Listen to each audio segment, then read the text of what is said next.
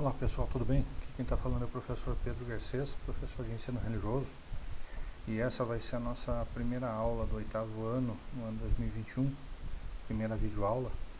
E como nós estamos nesse período pós-quarentena ou ainda em pandemia, né, e nós no ano passado tivemos as aulas, digamos assim, prejudicadas de certa forma devido a toda essa situação, esse contexto aí. Muitos conceitos, muitos conteúdos talvez não tenham sido trabalhados, ou pelo menos não dentro da forma esperada. Dentro do ensino religioso, por exemplo, quem teve aula comigo ano passado sabe que eu passei bastante textos para vocês, mas a gente ficou bastante prejudicado na questão da explicação. Claro que o conteúdo em si, né, para vocês ano passado, ele tinha mais a ver com história mesmo das religiões. Algumas questões aí ficaram um pouco prejudicadas no sentido de que é óbvio que alguns conceitos é melhor ser explicado pessoalmente, mas dentro daquilo que foi possível a gente não ficou muita coisa para trás. Mas como nós estamos num conceito agora de contínuo curricular, né, que é um conceito que a Secretaria de Estado da Educação solicitou, né, tanto que a gente fez um levantamento ano passado, um mapeamento para saber o que faltou trabalhar, e a gente vai retomar agora esse conteúdo, esse conceito aí. Então, as nossas primeiras aulas, agora no oitavo ano, né, vão ser uma revisão. Claro, não vamos passar o ano todo revisando o que foi visto ano passado, mas as primeiras aulas nós vamos dar uma revisada, e aquilo que eu não pude fazer através do Meet, né, das aulas ao vivo, eu vou tentar fazer esse ano. Se não for pelo Meet, vai ser por vídeos no YouTube, que eu acho que facilita bastante. Então, nós vamos começar, antes de ir adiante aqui, eu quero aqueles alunos que são novos na turma, que tenham vindo porventura de outra escola, né, apesar de eu dar aula em mais de uma escola, eu dou aula em 3 escolas, talvez tenham tido aula em outra escola com algum professor, talvez que não seja da área. Então isso pode acontecer, né? São poucos professores formados em ensino religioso, então pode acontecer de você ter tido aula com um professor de história, de filosofia, coisa e tal. Sendo assim, eles não têm a obrigação de saber todas as questões, né?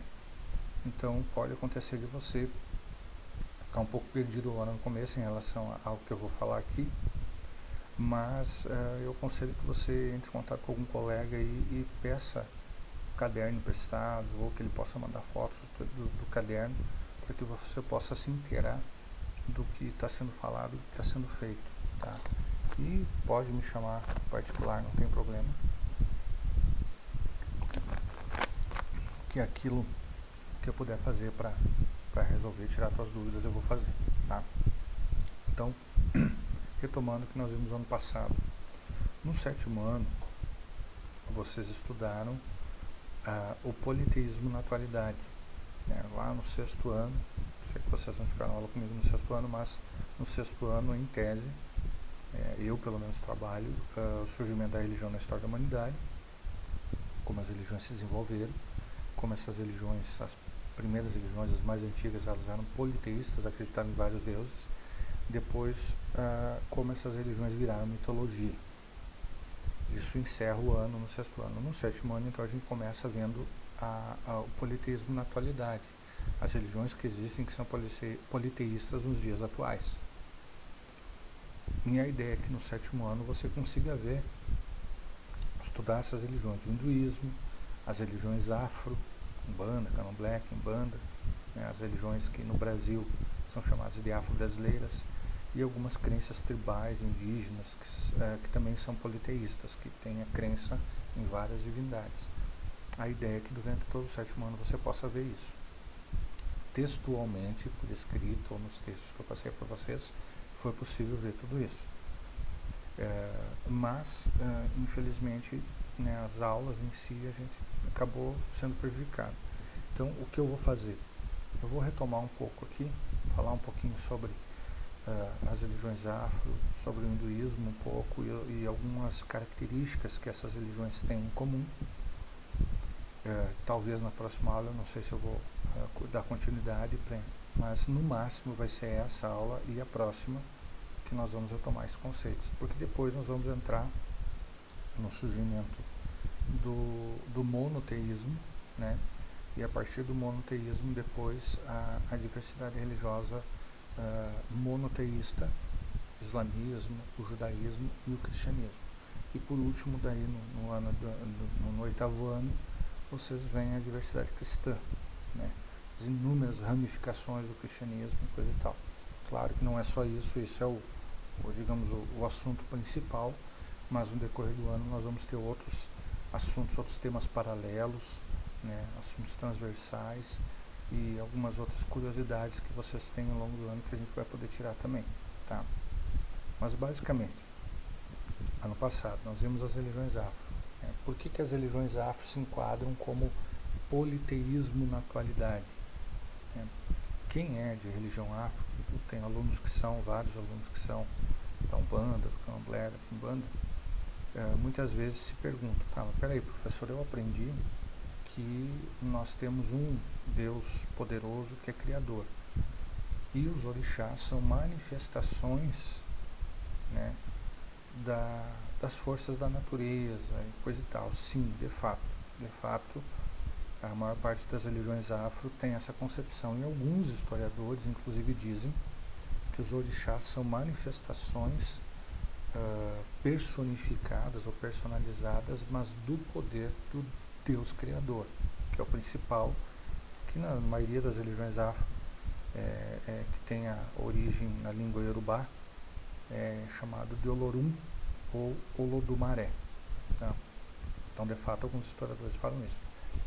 Mas para o ensino religioso, nós precisamos usar alguns conceitos que são um pouco mais universais. Então, o conceito de politeísmo seria a crença, tá? Digamos assim, em deuses ou divindades de forma plural, né? Que se manifestam de forma plural, na maioria das vezes com um atributo específico de uma determinada área, de uma determinada função, ligado à saúde, ligado à doença, ligado a relacionamentos, ao casamento, à agricultura, a poder. Então, assim, existem várias, digamos assim, formas de ver a divindade. Mas aí entra o conceito de divindade. O que seria uma divindade? Uma divindade seria um ente, uma entidade, geralmente espiritual, que possui em si poder, que pode fazer algo que não necessita, que não precisa necessariamente da autorização ou do poder do Criador, que tem poder em si mesmo, que tem autonomia para fazer isso. Então, se o politeísmo é a crença nessas diversas divindades que têm poder em si e autonomia para fazer as coisas, as religiões afro se enquadram aí. Porque dentro das religiões afro, apesar de ter esse Deus Criador, Olorum ou Olodumaré, e mesmo sendo os orixás, em algumas opiniões aí, sendo manifestações personalizadas ou personificadas, ou na verdade, digamos assim, da própria natureza, mas que o poder em si vem desse Deus Criador, essas divindades, os orixás, né, eles têm autonomia, eles têm poder em si, eles têm autonomia, e eles podem fazer coisas que não dependem necessariamente da autorização do Criador. Então, ele se entende como uma divindade em si. Tendo mais de uma divindade, é politeísmo, né? Então, por isso que, para o ensino religioso, nós estudamos as religiões afro, Umbanda, Candomblé, Quimbanda, Tambores de Minas, Nação Zulu, Batuque, né? Nós estudamos dentro do aspecto do politeísmo. Agora, é bom que entendam que isso não diminui a importância nem a relevância dessas religiões, tá? Isso é apenas uma questão de se ver ou se visualizar. Porque se a gente dissesse assim, não, é tudo igual, se fosse tudo igual, nós não tínhamos tantas religiões por aí, né? Mesmo dentro de uma de uma mesma religião, às vezes, de uma mesma crença, as diferenças são muito grandes. Por exemplo, quando a gente fala em candomblé, existem diferentes manifestações do candomblé. Quando a gente fala em umbanda, então nem se fala, umbanda é muito mais diversa. Para você ter uma ideia, por exemplo, dentro da umbanda, a maioria dos terreiros, e isso também é no candomblé assim, acredita que para que o filho de santo ou o pai de santo possa ter contato com essas entidades espirituais, ele precisa estar de pé no chão, ele precisa sentir o chão de verdade, porque é onde ele tem contato com, digamos assim, a força da terra, né? Inclusive, a expressão terreiro é justamente por isso, que o chão originalmente era chão batido. Hoje nós temos terreiros aí com piso, concreto, laminado, coisa e tal, mas originalmente era chão batido, terreiro mesmo. Okay? Mas hoje nós temos algumas dessas manifestações, dentro da Umbanda principalmente, ou da Quimbanda, em que o pai de santo, o filho de santo, ele participa de toda a reunião ali com calçado. Ele não precisa necessariamente estar descalço. E segundo o que eles relatam, eles têm a mesma experiência espiritual, a mesma presença da divindade ali, do orixá ali, que nas outras. Então, varia de um lugar para o outro. Então, assim, é uma diversidade muito grande. Tá? Então, por isso nós temos que diferenciar. Então, nesse aspecto, nós estudamos Umbanda, Candomblé, Quimbanda, as religiões afro como um todo, como manifestações religiosas ou fenômenos religiosos politeístas. Tá? Da mesma forma que é o hinduísmo, né, que tem suas centenas ou milhares, na verdade, em alguns lugares da Índia, até quase milhões de deuses, né? E algumas outras crenças tribais e às vezes até indígenas que acreditam principalmente nessas divindades, nas forças da natureza, né? Então, bom, mas voltando aqui, o politeísmo em si, como vocês devem lembrar, ele é caracterizado, como eu disse, pelo fato de terem várias divindades. Na maioria das vezes, essas divindades, elas são responsáveis, ou elas respondem, ou elas são buscadas ou procuradas para que elas possam resolver ou lidar com questões bem específicas, né? Por exemplo, deusa dos casamentos no hinduísmo, né? É uma deusa chamada Lakshmi, né? Então, quando uma pessoa dentro do hinduísmo deseja ter um bom casamento, deseja que seu casamento melhore, já é casada, mas deseja que as coisas comecem a funcionar, então é comum no hinduísmo que a pessoa faça uma oferenda para essa deusa Lakshmi dentro de um templo, dentro de um local sagrado, né? Dentro dos trâmites que os sacerdotes determinam. Então, geralmente é assim, né? Já nas religiões afro-brasileiras, também tem, né? A orixá. O orixá, só deixa eu lembrar vocês, a maior parte das nossas religiões afro-brasileiras, elas são oriundas de uma região na África, né? A região de cultura iorubá. Quando houve a escravatura no Brasil, né, no período em que os escravos, os africanos foram escravizados e trazidos ao Brasil, nesse período foram trazidos africanos de várias regiões da África. Bantus, Zulus, Quetos, mas a maioria era da região iorubá. Então, iorubá ela não é apenas uma questão geográfica, é uma questão cultural. Existe um tipo de língua, existe um tipo de vestimenta, existem comidas típicas, existem danças específicas e também as divindades específicas dentro da cultura iorubá. Quando a gente fala em religião afro-brasileira, o que a gente está dizendo? A gente está falando de religiões que surgiram, que trouxeram essa cultura, né, na maioria das vezes de iorubá, mas que não puderam manifestar essa crença aqui. Lá na cultura iorubá, eles acreditavam, por exemplo, que cada um a palavra orixá em iorubá significa guia da cabeça, guia o que você faz.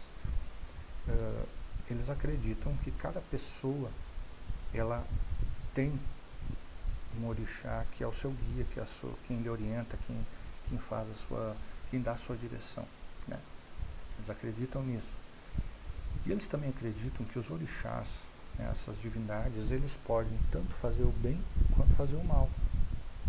Eles dizem assim, e isso é uma coisa interessante, porque dentro da cosmovisão, a cosmologia iorubá, eles dizem que existe um Deus criador, né, o Lorum, e esse Deus criador, ele criou, né, as demais divindades. Ele teve o primeiro que ele criou, seria o filho mais velho dele, que ele deu o nome de Oxalá, e deu a responsabilidade a Oxalá de criar os seres humanos e várias outras coisas. O que acontece? Dentro dessa concepção, né, então Oxalá também criou os seres humanos, criou os outros orixás, deu uma responsabilidade para cada orixá. Por exemplo, tem uma orixá que é chamada de Iemanjá, que ela ficou responsável pelas águas do mar. Tem uma outra orixá responsável pelas águas doces, dos rios e lagos, chamada Oxum, se não me engano. Tem uma outra orixá, que existe as figuras do orixá feminino e masculino, né? Mas tem uma orixá chamada Yansã, que é responsável pelos ventos e tempestades. Um outro orixá lá responsável, chamado Omulu, responsável pelas doenças de pele, tanto colocar quanto tirar, né? E assim por diante. Tem Xangô, né, que é da justiça, Oxóssi, que é da justiça, se não me engano, Xangô, que é o guerreiro, né? Então tem Ogum, que é o da guerra, se não me engano. Então tem vários orixás, agora eu não me lembro aqui. Cada um é responsável por um aspecto, por alguma coisa. No entanto, como as próprias tribos africanas tinham um conflito entre eles, muitas vezes esse conflito, e os povos antigos tinham muito disso, esse conflito resultava de que uma tribo às vezes acabava sendo escravizada por outra. E com o passar dos anos, os europeus perceberam que simplesmente atacar uma tribo, né, os europeus tinham arma de fogo, então muitas vezes as tribos africanas não tinham nem condições de lutar contra os europeus e acabavam se rendendo e acabavam sendo escravizados. Mas chegou um momento que os próprios europeus propuseram a algumas dessas tribos que eles escravizassem outros povos africanos e vendessem para eles. Então muitos dos que foram, digamos, escravizados foram vendidos por outras tribos. Mas o que acontece? Acontece que eles eram escravizados e tinham a sua cultura, a sua fé, a sua crença. Quando eles eram jogados no navio negreiro, que é o navio que trazia os africanos, eles percebiam que já dentro do navio, os espanhóis, os europeus no geral, ingleses, né, portugueses, eles tinham a imagem de uma santa, que eles chamavam de Nossa, né, no nosso português a gente vai dizer Nossa Senhora dos Navegantes, mas seria Maria, Mãe de Jesus. Para quem não sabe, quem é católico aí não sabe, quem não é católico, todas as Nossas Senhoras, Nossa Senhora dos Navegantes, Nossa Senhora das Dores, Nossa Senhora de Lourdes, Nossa Senhora de Fátima, todas elas são uma só, Maria, Mãe de Jesus. Tá? Segundo a crença católica, a fé católica diz o seguinte, que elas recebem esses nomes distintos porque são os lugares onde elas apareceram. Nossa Senhora dos Navegantes, em tese, seria a manifestação de Maria, Mãe de Jesus. A Igreja Católica acredita que ela é santa, que então ela tem essa capacidade de se manifestar. E numa noite de tempestade, alguns marinheiros no mar clamaram, pediram ajuda e ela apareceu sobre as águas. E eles passaram a dizer, Nossa Senhora apareceu para os navegantes. Então, Nossa Senhora dos Navegantes. Nossa Senhora que apareceu lá na cidade de Fátima, em Portugal, apareceu para as crianças, coisa e tal. Ela se manifestou lá, então passa a dizer, Nossa Senhora que apareceu em Fátima, ou Nossa Senhora de Fátima. No Brasil, Nossa Senhora Aparecida, né? Aparecida por quê? Porque ela apareceu, é uma história mais longa, não vou entrar em detalhe aqui, isso aí a gente vai falar quando entrar na história do cristianismo, daí a gente vai falar do catolicismo também, mas basicamente ela apareceu para pescadores uma imagem, depois que eles conseguiram pegar essa imagem, pescar essa imagem no rio, começou a dar muito peixe, então eles falam, Nossa Senhora que apareceu, ou Aparecida. Então todas as Nossas Senhoras são Maria, Mãe de Jesus. Então, os escravos lá dentro do navio negreiro viam a imagem de Nossa Senhora dos Navegantes. E eles associaram, poxa, eles cultuam essa deusa. Para eles era uma deusa, eles não entendiam a diferença, porque por católico, para quem não sabe, os santos não são deuses. Por católico, os santos são intercessores. Deus é um só na crença católica. O Pai, né, Todo-Poderoso, e aí entra o conceito da Trindade, o Pai, Filho e Espírito Santo são um, digamos, três em um, vamos dizer assim, a tal da Trindade. Mas basicamente é um Deus Todo-Poderoso, Criador, e os santos, na verdade, seriam apenas pessoas que, por terem levado uma vida digna, santa mesmo, de acordo com a vontade de Deus, esses santos então eles têm a oportunidade de estar próximos de Deus no céu, e por essa proximidade eles poderiam interceder por quem está aqui em terra. Tá? Esse é o conceito católico de santo. Né? Aí, devido a isso, então é feita a imagem, coisa e tal, as pessoas relembram do santo através da imagem. A imagem é para lembrar da figura.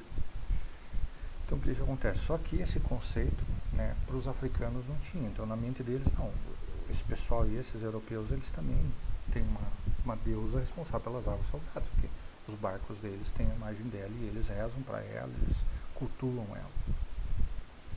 Chegando no Brasil, nas Américas em geral, mas no Brasil especificamente, eles foram proibidos de ter a sua crença, de cultuar os seus deuses, as suas divindades, os seus orixás.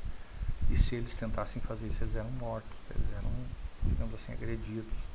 Né? Então é uma agressão realmente que foi feita, é uma coisa muito difícil de lidar. Só que no fundo, o coração deles, eles não deixaram a crença deles. Então chegou um momento que eles fizeram? Eles começaram a perceber, olha, nessa doutrina católica aí que eles foram obrigados a se tornar católicos, eles chegavam no Brasil, recebiam um nome, digamos, brasileiro aqui, nome português, né? E em seguida eram batizados por um padre. Então eles eram obrigados a seguir o catolicismo, eram obrigados a seguir aquilo ali mesmo sem conhecer. Então o que eles aprendiam? Olha, no catolicismo eles têm um Deus, Todo-Poderoso Criador. Lá na nossa crença antiga Yorubá tem um Deus Todo-Poderoso Criador. Esse Deus no catolicismo tem um filho chamado Jesus, pelo qual, segundo a crença católica, o que está na Bíblia, através dele todas as coisas foram feitas. Lá na crença Yorubá também, esse Olorum teve o filho, Oxalá, através dele tudo foi feito. Então não é muito diferente, eles pensam assim. Então eles pensaram o seguinte, olha, quando estivermos falando do Deus Todo-Poderoso, né, católico, no nosso coração nós vamos lembrar de Olorum. Quando estiver falando de Jesus, o filho dele, no nosso coração nós vamos lembrar de Oxalá. Quando estiver falando de Maria, que eles dizem que é a mãe de Jesus quando ele veio ao mundo, essa Nossa Senhora, no nosso coração nós vamos estar lembrando de Iemanjá. Da boca para fora a gente fala o nome do santo deles, mas no nosso coração a gente está cultuando a divindade, o orixá. Então é assim que aconteceu. Isso a gente chama de sincretismo, houve uma mistura. E aí eles associaram para cada santo católico, que na Igreja Católica acredita-se que tem um santo intercessor para cada aspecto da vida também. O santo casamenteiro, Santo Antônio. Né? O santo que lida com a chuva, por exemplo. Santa Bárbara. E aí o que o africano fez? Ele vinculou a imagem, a figura de Santa Bárbara com a tal da Yansan, que na cultura iorubá é dos ventos e tempestades. Então, essa mistura foi acontecendo. Só que isso interno, no coração e na mente deles, porque da boca para fora eles eram católicos. Foram mais aproximadamente 300 anos do período de escravatura no Brasil que aconteceu a escravidão. Perto do final do período da escravidão, ali antes da libertação dos escravos, muitos donos de fazenda já não perseguiam mais tanto eles por causa da religião, que eles tinham liberdade. O problema é que dentro das senzalas ou dentro das fazendas onde os escravos trabalhavam, eles tiveram filhos, e acontecendo pelo menos 3, 4 gerações. E esses filhos já nasceram aprendendo essa mistura, esse sincretismo, né, do catolicismo com a religião iorubá. E eles cresceram assimilando isso. Quando houve a libertação dos escravos, os que estavam, 300 anos depois, aí, 3, 4 gerações, 4, 5 gerações depois, talvez até um pouco mais, 5, 6 gerações talvez, essa geração, a última geração que foi liberta, eles tinham apenas essa referência. E o resultado foi que eles então puderam cultuar as suas divindades, mas mantiveram os nomes, mantiveram alguns costumes, as imagens dos santos.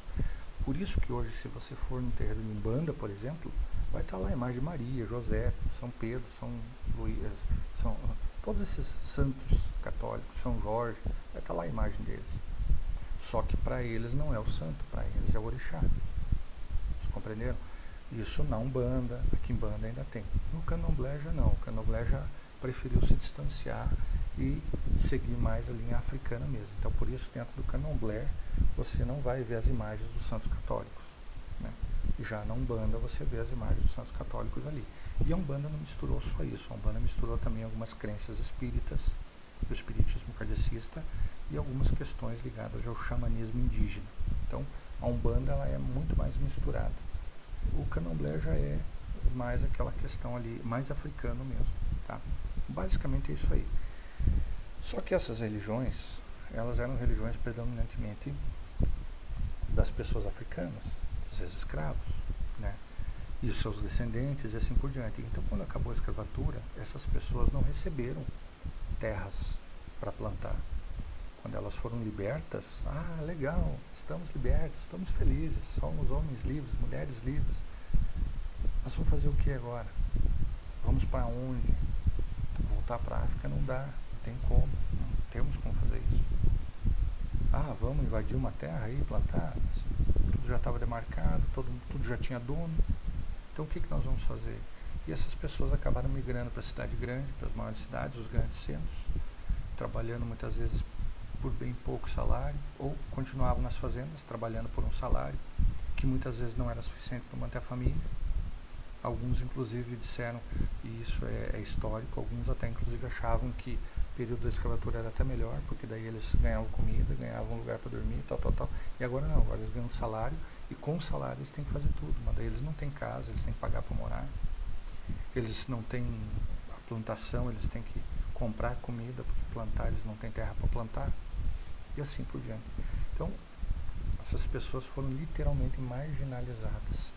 E aí começa a surgir aquilo que a gente chama de periferia das cidades ou favelas.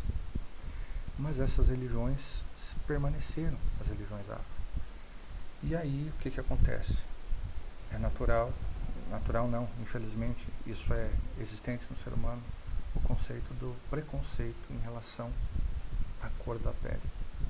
E aí essas religiões acabaram sendo vinculadas, ou as pessoas criaram a ideia de que essas religiões estão ligadas à cor da pele, aos negros africanos, né? E isso fez com que muitas pessoas começassem já agindo com preconceito, porque muitos não aceitaram o fim da escravatura, né? Muitos inclusive achavam que pelo fato de eles serem escravos eles eram inferiores, né? Não que só os negros tenham sido escravos na história da humanidade, não. Na verdade, na história da humanidade você vai estudar, você vai ver que vários povos foram escravizados por outros povos e não tinha a ver com a cor da pele. Os judeus, por exemplo, foram 400 anos escravos no Egito, ou seja, na África, foram escravos de africanos, né? Outros povos também foram escravos durante um período da história do Japão, né? Houve pessoas, muitos chineses foram escravizados por japoneses, né? Então, várias outras questões aí. Então, povo escravo existiu. Mas, no caso do Brasil e da América como um todo aqui, infelizmente essa escravatura ela tinha cor, né? A cor da pele. E isso fez com que várias gerações começassem a achar ou pensar que o fato deles serem negros, então é porque eles eram inferiores e por isso eles eram escravos. Quando houve libertação dos escravos, o que aconteceu? Muitas pessoas nunca aceitaram.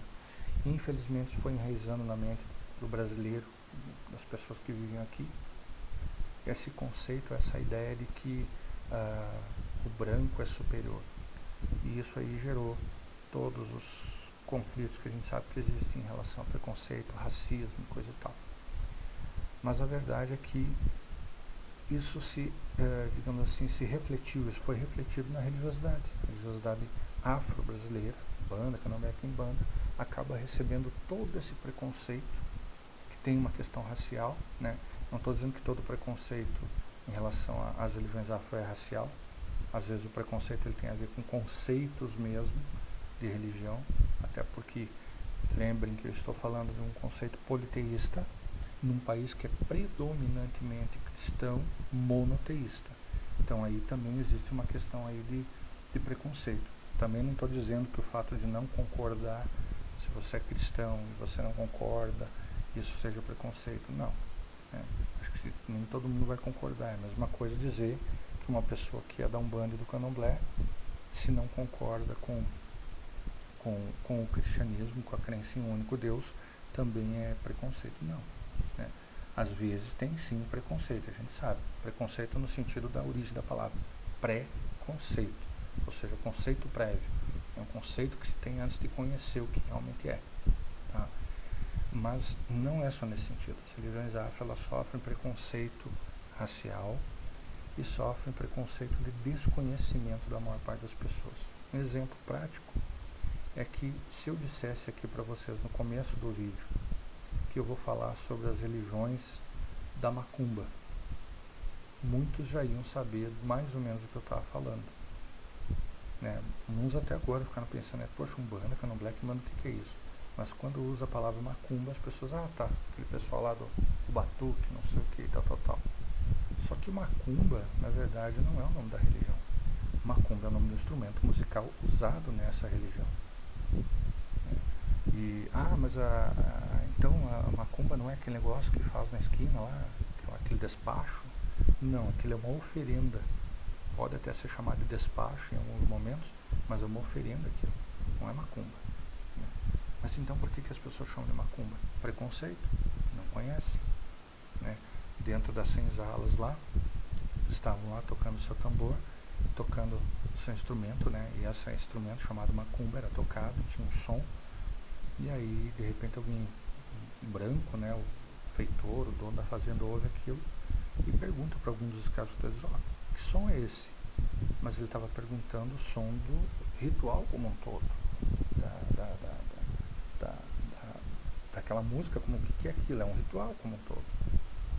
E a pessoa achou que estavam perguntando o som do instrumento. Esse é o som da macumba. E aí difundiu a ideia, o que os africanos, o que os negros africanos, os escravos fazem é macumba. Não, eles não fazem macumba, eles até fazem um instrumento musical.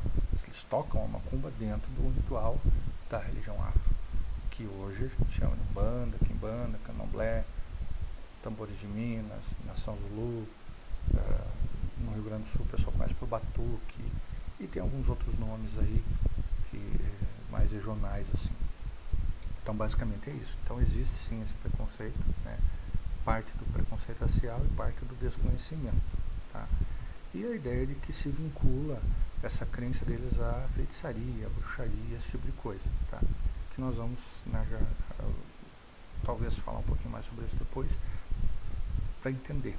Então basicamente é isso aí. Essas crenças, eles acreditam que esses orixás, então eles são, digamos, manifestações, como eu disse, tem um sincretismo, mas antes desse sincretismo, antes deles virem para a América, lá na África, como que funciona?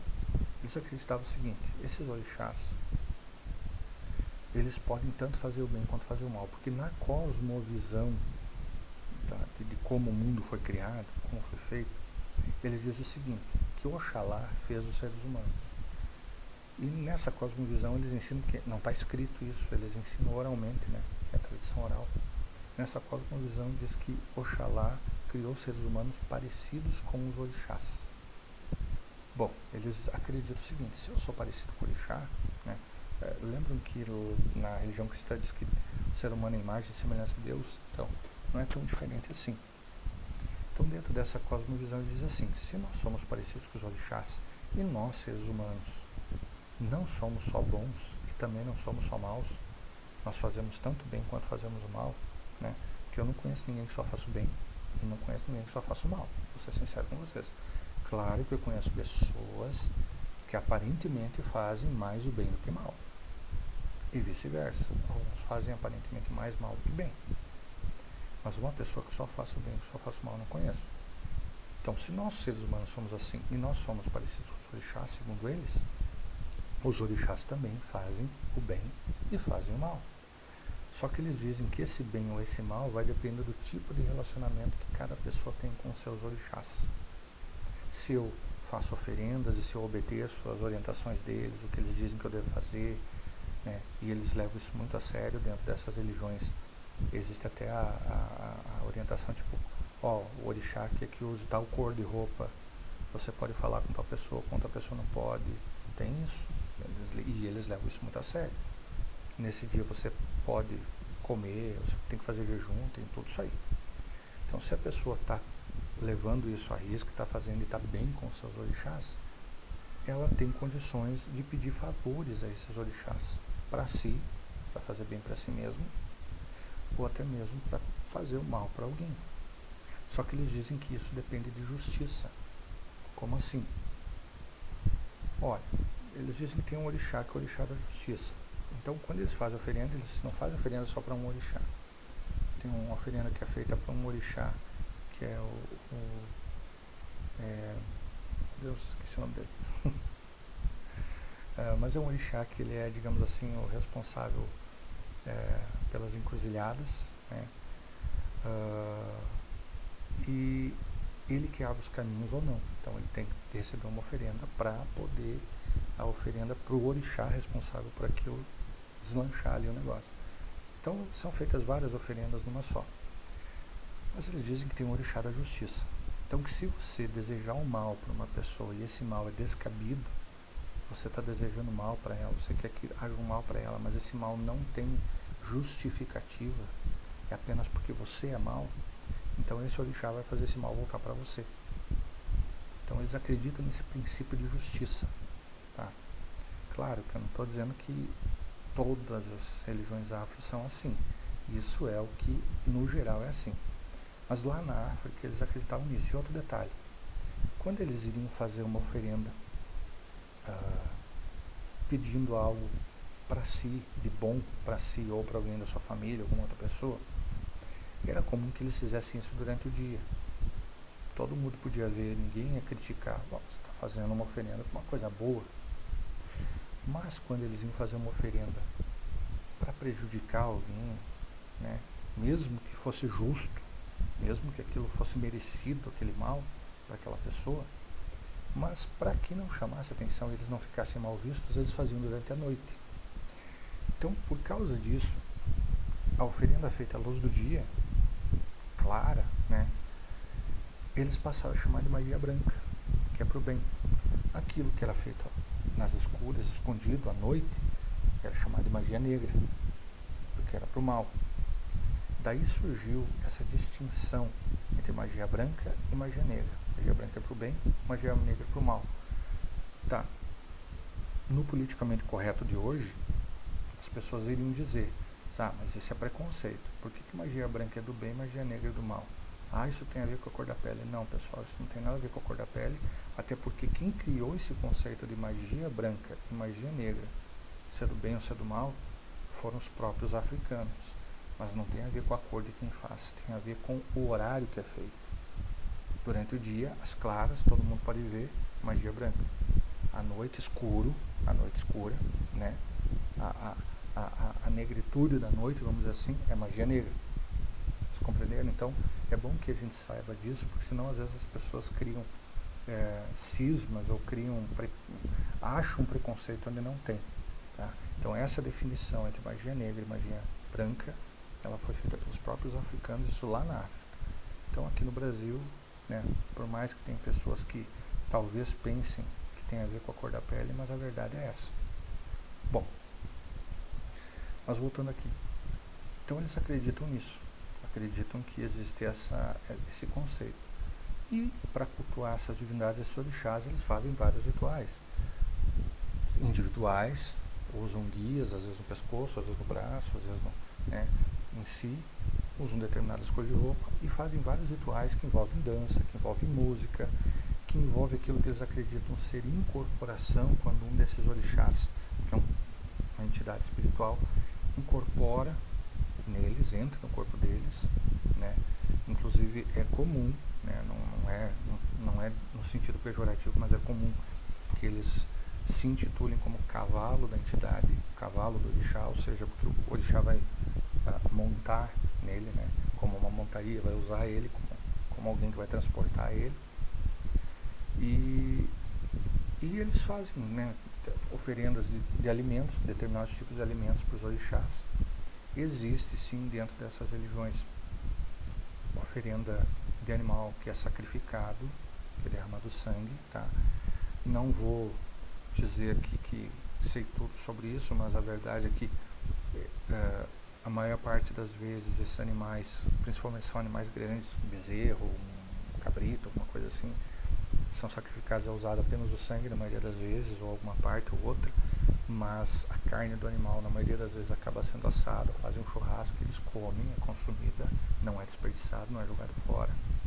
Mas há casos que se sabe, e às vezes não é nem, digamos assim, reconhecido pelas entidades, porque toda religião é muito comum que ela tenha uma entidade maior que reconheça, digamos, a idoneidade dela, né? Por exemplo, tem várias igrejas evangélicas. A maioria dessas igrejas elas têm uma outra entidade, uma sociedade de pastores, um grupo, uma entidade que reconhece essa igreja. Essa igreja ela tem o mínimo necessário para ser considerada uma igreja evangélica.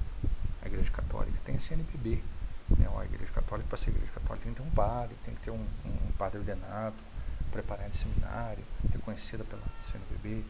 Né? As sociedades espíritas, elas têm que ter digamos, uma entidade espírita maior que reconheça ela, né, para ela poder funcionar. Então, as religiões afro também têm as entidades, as sociedades de religião afro que reconhecem, né? E algumas vezes essas religiões que fazem sacrifícios que não são consumidos, que você encontra às vezes algum animal sacrificado, às vezes até em algum cemitério, muitas vezes essas religiões, esse grupo ali não tem o reconhecimento às vezes de uma entidade maior. Então é bom que você saiba disso. Agora eu não estou aqui para defender ninguém e nem para dizer que estão errados. A verdade é que isso você vai ver por aí, você enxerga por aí. Então, mas para que você saiba, eles acreditam que esses sacrifícios de animais são exigidos pelos orixás e que de alguma forma vão trazer benefícios para eles, tá? Mas isso a gente vai ver mais para frente aí, digamos, se realmente acontece ou não acontece, tá? Às vezes a pessoa pergunta assim, professor, você acredita nisso? No quê? Que tem efeito? Que isso acontece, o que eles dizem que acontece? Eu sempre digo que depende da fé de quem faz e de quem acha que é vítima daquilo, tá? Então, depende muito mais disso aí do que de qualquer outra coisa. Bom, pessoal, eu vou encerrando por aqui, porque senão vai ficar muito extensa a aula. A gente vai falar mais na próxima aula. Lembrando, vocês vão poder tirar dúvidas e coisa e tal, assim que o Classroom estiver funcionando, os grupos de WhatsApp, né? Mas lembre sempre, coerência no horário, né? Não vão ficar mandando pergunta e coisa em horário descabido, tá, pessoal? Senão eu bloqueio. Então tá. Tudo de bom pra vocês aí, até a nossa próxima aula, pessoal. Um abraço.